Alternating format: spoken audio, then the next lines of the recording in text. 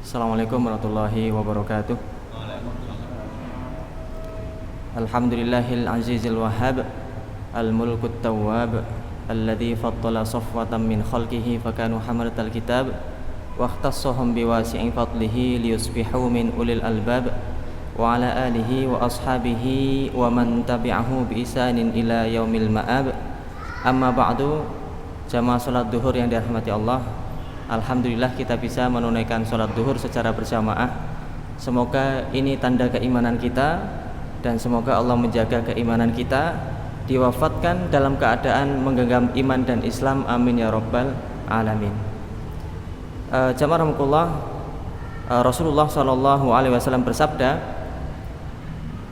innallaha yu'ti ad-dunya ila man yuhib wala ila man la yuhib.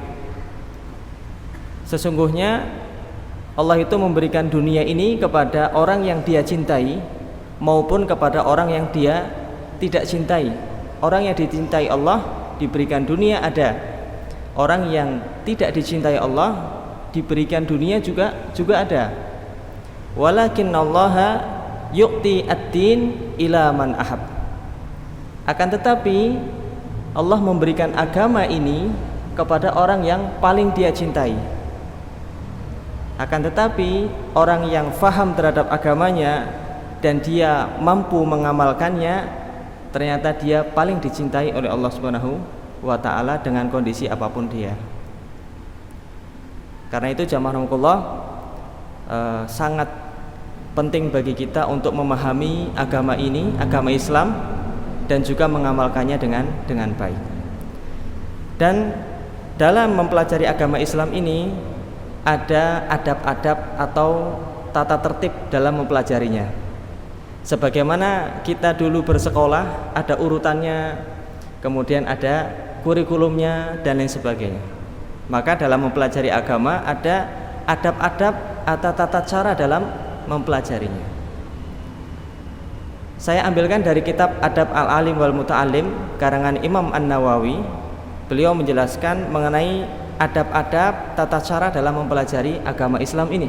Dan ini kita kaji setiap Selasa pada duhur. Kita sampai pada adab nomor 10 ya.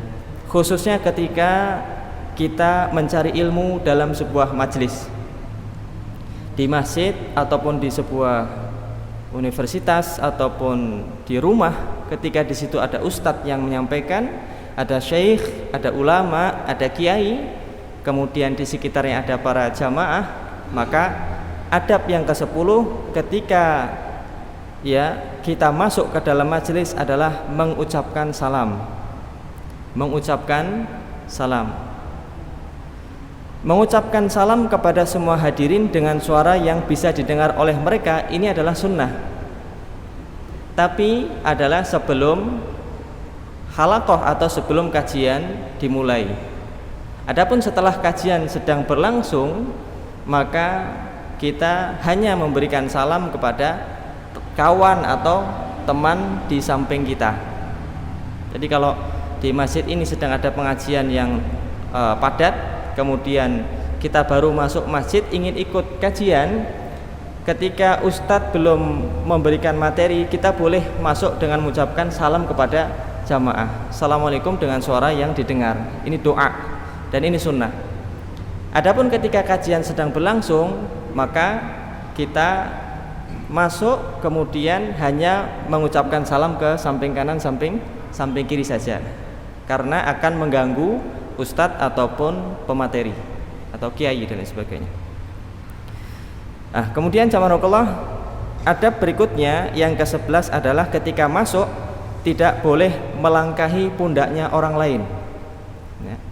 Termasuk ketika sholat Jumat, kita kebiasaan adalah melangkahi pundak orang lain untuk mencari shaf yang kosong. Ketika ada benar-benar shaf yang kosong di depan, kita boleh untuk melangkahi pundak seseorang. Kalau memang dijamin ada shaf yang kosong, maka diperbolehkan untuk kita melangkahi pundak orang untuk mengisi kekosongan di shaf tersebut. Tapi kalau kita baru mencari-cari, ya tidak boleh kita melangkahi pundaknya jamaah. Yang ke-12 jamaah adalah adab ketika kita bermajlis, yaitu tidak boleh kita menyuruh orang lain berdiri dari tempat duduknya. Ini sudah rapat, sudah rapi, kemudian kita masuk, mungkin kita bagian dari takmir masjid atau bagian dari panitia, dan kita membuat orang lain berdiri, saya duduk di sini. Itu tidak boleh. Man awal, siapa yang pertama datang, falahu haq, ya. Siapa yang pertama datang, dia berhak menepati posisi tersebut, tempat duduknya. Jadi kalau ingin tidak ketinggalan tempat duduk ketika sholat Jumat, ya datang di awal waktu. Tidak ingin ketinggalan tempat duduk di majelis ilmu, maka datanglah di awal waktu. Di sini diterangkan apabila ada orang lain yang lebih mendahulukannya untuk mengambil tempat duduknya, dia tidak serta-merta mengambilnya kecuali bila ada kebaikan bagi para hadirin. Misalkan ya, dipersilahkan dia untuk masuk untuk membaca ataupun dekat dengan ustadznya baru boleh. Mendahulukan orang lain ini adalah kaitannya dengan ithar di dalam sunnah. Ithar ya, jadi nanti di dalam beragama ini kita akan ketemu dengan beberapa hal, khususnya masalah ithar, mendahulukan. Nah, apa hukumnya mendahulukan orang lain di dalam agama? Hukumnya bisa 3, bisa haram, bisa makruh, bisa mubah, boleh ya. Haram kalau kita mendahulukan orang lain padahal itu adalah sebuah kewajiban. Contohnya bagaimana? Wudu, kalau mau sholat itu hukumnya wajib. Kalau kita tidak wudu, sholat sah apa tidak? Tidak sah. Maka ketika ada air 1 botol, misalkan air itu sangat sedikit dan kita ada 2 orang, tidak cukup kalau digunakan untuk berwudu 2 orang, maka ini masuk kategori yang wajib. Tidak boleh kita mendahulukan orang lain dalam hal urusan yang wajib dalam agama, kecuali air itu untuk minum, bukan lagi urusan kewajiban dalam agama. Hanya cukup untuk salah satu, kita boleh mempersilahkan orang lain untuk minum. Tapi kalau untuk wudu kaitannya wajib, maka kita utamakan diri kita sendiri dulu. Dalam urusan agama itu kita rebutan surga, bukan silakan Anda masuk surga, saya masuk neraka. Ini bukan mendahulukan orang lain seperti ini. Yang kedua, masalah makruh, mendahulukan orang lain itu dalam hal yang sunnah atau mustahab. Contohnya yang paling sering kita lihat adalah shaf solat. Shaf yang paling baik itu di belakangnya imam, terus di samping kanannya, terus samping kirinya 1 shaf, kemudian shaf belakangnya mulai dari tengah, samping kanannya, samping kirinya 1 shaf, terus belakangnya.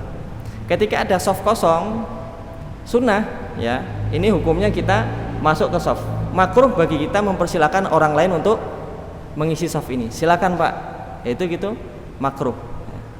Utamakan kita dulu, kecuali dalam kondisi tertentu yang kita tahu tentang adat di masyarakat tersebut. Misalkan shaf itu 01, yang ada kita dan ustadz kita atau kiai, maka kita utamakan tentu adalah tempat itu layak bagi ustadz atau kiai tersebut. Kemudian mubah ya, boleh mendahulukan orang lain dalam masalah yang mubah. Apa itu masalah mubah? Urusan-urusan keduniaan atau urusan agama yang urusan mubah. Misalkan makanan ya, makanan kita dahulukan orang lain ya, urusan dunia kita dahulukan orang lain. Duduk di sebuah tempat, jadi warung misalkan, kita dahulukan orang lain. Masuk rumah rombongan, kita dahulukan orang lain. Maka kita perlu memahami dan mengamalkan itsar ini sesuai dengan kondisi yang tepat ya. Baik jamaah rahmatullah, Kemudian ya yang terakhir adalah jangan memisah di antara dua teman yang sedang duduk. Ketika bermajelis ada ini dua teman sedang berbincang atau dia sedang diskusi sebelum kajian mulai ya. Lalu kita duduk, tiba-tiba duduk di tengahnya. Assalamualaikum, assalamualaikum, duduk. Nah, ini tidak boleh memisahkan di antara dua orang ya. Kalau ada yang kosong baru kita minta izin untuk duduk di sana. Kalau tidak boleh kita memisahkan antara dua orang. Sedang asik ngobrol tiba-tiba ya, kita datang langsung duduk di tengah gitu ya. Suasananya menjadi ya, canggung sekali. Maka jamaah rahmatullah, ini adab dalam mencari ilmu agama kaitannya dengan halaqah atau ya bermajlis di masjid ataupun di rumah-rumah ya ketika mempelajari agama. Baik, insyaallah ini yang bisa kita sampaikan. Ada beberapa poin, nanti kita masuk dalam poin berikutnya di kesempatan yang lain. Wallahu a'lam bishawab. Semoga kita semuanya diberikan ilmu yang bermanfaat dari agama ini jamaah rahmatullah, dan mampu untuk mengamalkannya serta mempelajarinya dengan adab-adab yang baik. Semoga bermanfaat. Wallahu a'lam bishawab. Subhanakallahumma wa bihamdika asyhadu an la ilaha illa anta astaghfiruka wa atubu ilaik. Assalamualaikum warahmatullahi wabarakatuh.